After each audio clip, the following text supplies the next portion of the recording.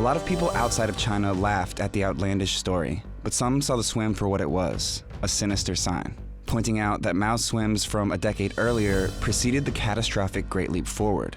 Experts feared that Mao was on the verge of kicking off another disastrous period of turmoil in China. They were right. 2 months before the swim, Mao had announced the beginning of his great proletarian cultural revolution, a call to hunt down and eliminate the bourgeoisie who had sneaked into the party, basically to purge the government of anyone who strayed from principles of Maoism.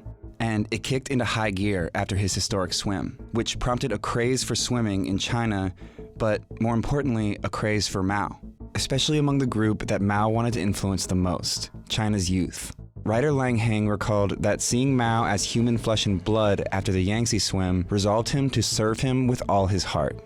Millions of Chinese youth organized into the fanatical Red Guards, a paramilitary force concentrated mostly in Chinese cities. And with Mao's blessing, they wreaked havoc in the name of cultural revolution.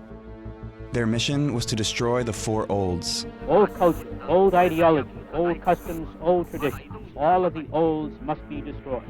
The idea was basically to tear down the vestiges of imperial China and rewrite history centered around Mao Zedong, renaming buildings and streets, destroying cultural sites, and violently humiliating and often torturing and murdering anyone they accused of opposing Mao's ideas, which they plastered all over the cities and carried in their pockets in the form of Mao's Little Red Book, a collection of his sayings and principles.